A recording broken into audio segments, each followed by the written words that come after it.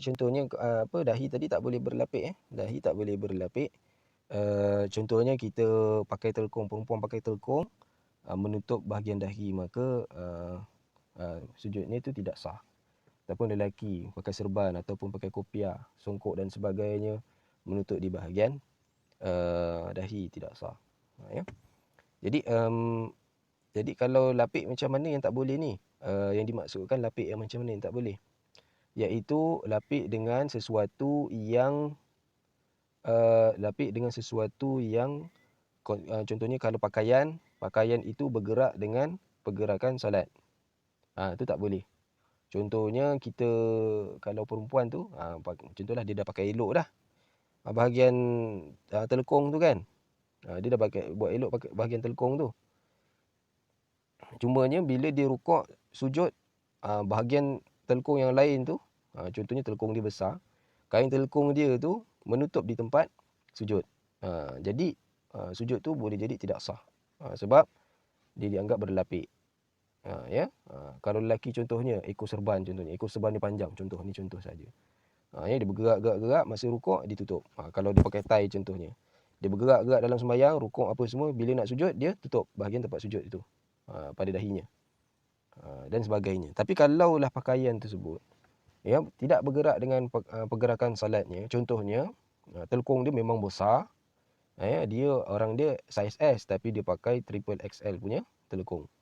Jadi telekung dia besar sampai menutup tempat sujud tu daripada awal sembahyang sampai akhir sembahyang. Tapi dia bergerak, bila dia bergerak rukuk ke berdiri bahagian telekung yang besar tu, ada sebahagiannya yang menutup tempat sujud tu tak bergerak. Dia stay je sebab besar sangat. Jadi dia sujud atas tu, contohnya. Sah tak? Tu sah, tak ada masalah. Dia tak boleh kita sujud di atas pakaian yang bergerak dengan perbuatan salat tu. Itu tak boleh.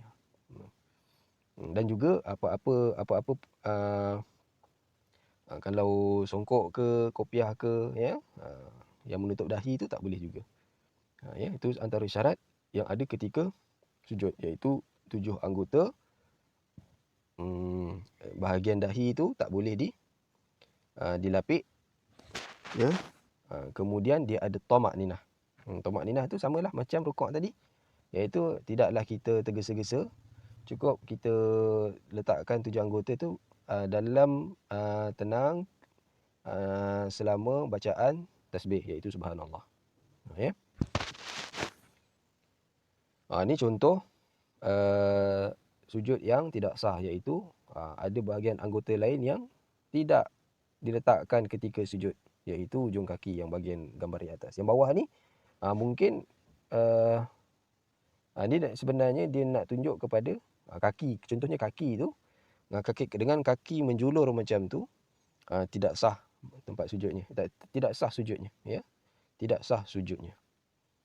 Sebab dia nak bahagian hujung jari kaki ataupun bahagian bawah, tapak bawah jari kaki tu kan. Kalau lunjur saja macam tu tidak sah. Ataupun yang kedua, yang dia nak tunjuk dekat gambar yang kedua ini, merujuk kepada biasanya ada sebahagian orang lelaki yang mengabaikan tentang pakaian ketika solat, iaitu dia pakai pakaian yang singkat, seluar-seluar tu yang singkat, yang terlondeh sedikit, menyebabkan ada bahagian aurat yang terbuka. Ini menyebabkan perbuatan tersebut, sujud sembahyang tersebut secara keseluruhannya batal. Sebab dia sudah membuka aurat. Bagi orang lelaki ataupun bagi orang perempuan, tak boleh meletakkan tangan macam tu ketika sujud. Tak berapa nak elok. Tak berapa nak elok letakkan tapak tangan, lepas tu diletakkan sekali dengan siku pada tempat di lantai. Tak berapa. Nabi tak ajar macam tu. Lepas tu yang ke-8, duduk di antara dua sujud, iaitu duduk yang memisahkan dua sujud. Duduk ni pun duduk yang tak boleh terlalu sekejap dan tak boleh terlalu lama. Sebab dia ada tamak ninah juga. Jadi ada 4 tempat yang ada tamak ninah. Yang pertama rukuk, yang kedua sujud, yang pertama rukuk, yang kedua i'tidal, yang ketiga sujud, dan yang keempat duduk di antara dua sujud. keempat-empat perbuatan ni ada tumaninah, iaitu tidak boleh terlalu lama. Mesti ada kadar diamnya selama bacaan tasbih. Ya. Jadi dan duduk di antara dua sujud dia macam rukuk juga. Dia tak boleh rukuk, dia tak boleh lama-lama. Dia bukan rukun yang panjang, dia rukun yang pendek. Dia rukun yang pendek. Ya, tak boleh lama-lama. Tak boleh lama-lama macam mana? Tak boleh lama-lama panjang macam bacaan tahiyat. Tahiyat, bacaan tahiyat tu macam mana? At-tahiyyatul mubarakatus salawatut thayyibatu lillah sampailah asyhadu an la ilaha illallah wa asyhadu anna muhammadar rasulullah. Kalau menyerupai panjang macam tu maka boleh jadi batal sembahyang tu. Ya. Sama ada nak duduk secara menegak ataupun mengiring seperti duduk iftirashi ataupun tawarruk, tak ada masalah. Ya. Duduk seperti duduk tahiyat awal biasa tu ataupun duduk dengan tahiyat akhir boleh, tak ada masalah. Yang ke-9, duduk tahiyat akhir. Duduk tahiyat akhir adalah rukun. Ya. Tu untuk cara bawa duduk yang disunatkan. Yang bawa tu iftirashi, iaitu iftirashi iaitu kita duduk menegak macam tahiyat awal. Boleh, tak ada masalah. Ya. Disunatkan dalam mazhab Syafi'i duduk secara tawarruk pada tahiyat akhir, iaitu kita sengitkan badan sikit. Ya. Ya. Duduk tahiyat akhir senanglah ya.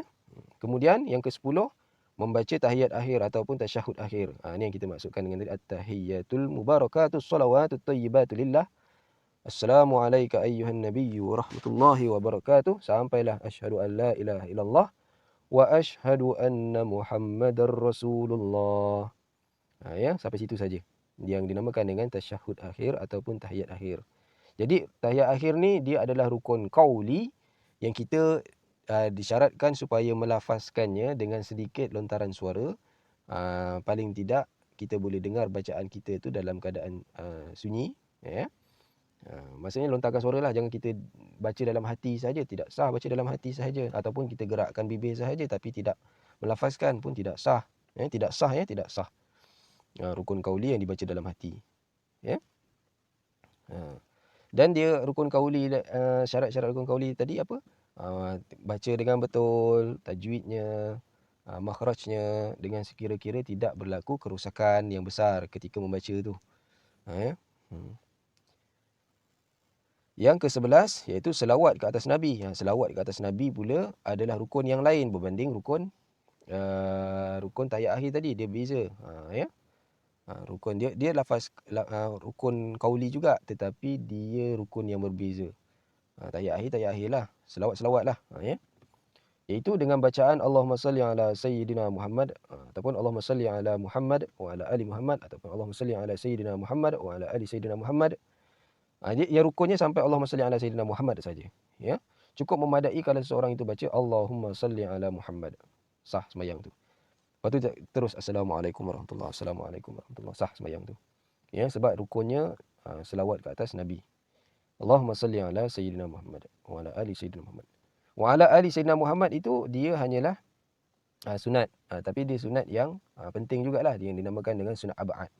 Penting sunat wa ala ali sayyidina Muhammad. Tapi kira-kira kalau tidak membaca sah sembahyang tu. Tapi rugilah pahala besar dekat situ. Ya, Allahumma salli ala sayyidina Muhammad. Rukun yang ke-12 iaitu salam yang pertama. Assalamualaikum warahmatullahi. Ini rukun qauli, iaitu kita kena lafazkan. Ya, kita kena lafazkan. Jadi kena lafazkan dengan betul dengan sekira-kira lafaz Assalamualaikum. Assalamualaikum. Cukup sekadar menyempurnakan tahiyat, cukup menyempurnakan sembahyang tu. Ataupun lafaz salam tu Assalamualaikum. Ya, kalau kita baca Assalamualaikum saja sudah memandai. Tapi kita kalau boleh dalam ibadah sembahyang itu tak naklah kita ambil yang shortcut sahaja, ya. Sebab manfaatnya pun pada diri kita juga, bukan pada diri orang lain. Kalau dengan orang lain kita boleh buat sesuatu tu dengan sempurna, apatah lagi dalam ibadah kepada Allah Subhanahu Wa Taala. Kalau boleh kita nak tambahlah, ada value addednya, ya. Ada nilai tambah yang banyak berbanding kita buat sesuatu kepada manusia. Kalau kita hadiahkan seseorang kepada manusia, ya, kita hadiahkan kepada seseorang tu, kita nak bagi hadiah yang elok-elok. Kita nak bagi hadiah. Tapi hadiah tu pula kita memilih pula hadiah yang elok. Lepas tu kita bungkus dengan elok-elok. Padahal tak payah bungkus pun tak apa. Ya, contohnya. Tapi kalau dengan ibadah sembahyang ataupun ibadah kepada Allah ni, kita nak ambil yang wajib-wajib je. Yang sunat-sunat, yang memperelokkan perkara yang wajib tu, kita tak ambil rugilah. Sebab ini membawa kepada kesannya kepada hidup di akhirat nanti. Jadi kita sempurnakan. Assalamualaikum warahmatullahi. Assalamualaikum warahmatullahi. Jadi salam yang kedua itu hukumnya sunat saja. Salam pertama saja hukum wajib. Yang terakhir iaitu tertib di kebanyakan rukun. Walaupun Nabi tak sebut, dalam sembahyang tu ada tertib, tapi ini ijtihad ulama supaya mengingatkan kepada manusia, kepada umat Islam, sembahyang itu adalah suatu ibadah yang telah ditentukan waktunya, caranya. Tak bolehlah kita rukuk dulu kemudian baru sujud. Tak boleh kita rukuk dulu, tak boleh kita sujud dulu kemudian baru kita rukuk. Itu tak jadi macam tu. Tak boleh kita baca surah Al-Ikhlas dulu kemudian baca surah Fatihah. Tak boleh, tak jadi Tak boleh kita buat tayat akhir dulu lepas tu buat tayat awal. Contohnya. Tak boleh. Tak boleh kita duduk di antara dua sujud, lepas tu baru buat rukuk, lepas tu baru buat sujud. Tak boleh. Dia ada tertib. Mana yang didahulukan, mana yang perlu dilewatkan. Jadi cukup dulu sekadar untuk pertemuan kita pada kali ini. Aku qauli hadza wa astaghfirullahal azim li wa lakum. Assalamualaikum warahmatullahi wabarakatuh.